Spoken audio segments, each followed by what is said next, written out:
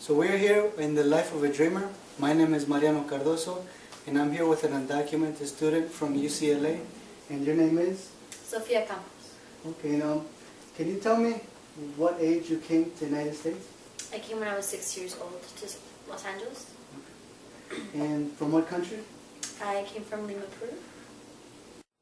So after coming here from Peru, when and how did you learn that you were undocumented? So we came here on a tourist visa when I was 6, and it was my parents and my 2 younger siblings, and so we came on a plane. So I never thought about immigration. It was never something that occurred to me to ask about. And so my parents decided to try to protect me for as long as possible. And so it wasn't until my senior year of high school that I found out I needed a social security number to apply for FAFSA for college. And so that's when I had to confront my parents with that actual question, what's my social security number? Where can I get it? And that's when they told me that I didn't have one and that we were all undocumented. So that's how I found out when I was 17. So how does it feel to be one of the few undocumented immigrants to be a student? Like you said, I'm one of very few undocumented students who have decided to pursue college and take on all of these obstacles. And I think it's very unfortunate that all of these students don't have access to higher education to pursue their futures, because I know how much an education means. I know its value, and it should be that everybody has access to it, and that everybody should be encouraged to pursue it, because we should all be encouraged to pursue our dreams and fulfill our potential. And how did you get involved with the DREAM Act movement? Through ideas at UCLA, because they were the first support group that I found. Their advocacy really was placed inside of me as well.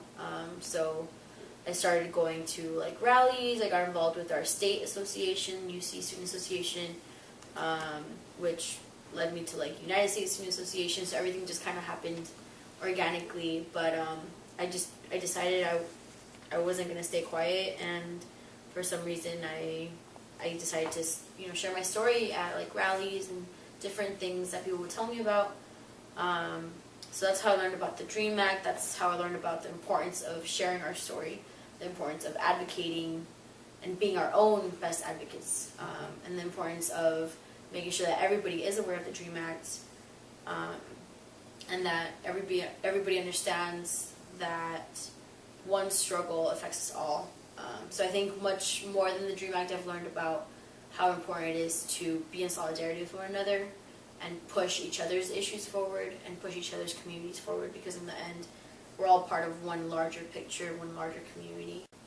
Caps and gowns always remind me of that. Whether it's a real graduation or a mock graduation, it always reminds me of the unfulfilled potential that is out there, the unfulfilled dreams that are out there, and the unfulfilled lives that are just waiting to live and to be as happy as they can be.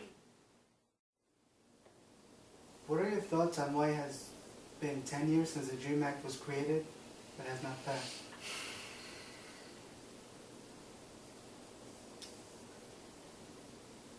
That's a good question. I haven't really thought about it too much, because I don't think there's a very logical answer. A decade for something like the DREAM Act to pass is really, in my opinion, illogical, unethical, immoral, and it really shows how far our society and our humanity needs to go. Because the DREAM Act is something very small that would affect only a very small number of people, and there really is no way that you can say no to the DREAM Act for any logical reason other than you're afraid that you won't get reelected, or political, just unimportant things, really.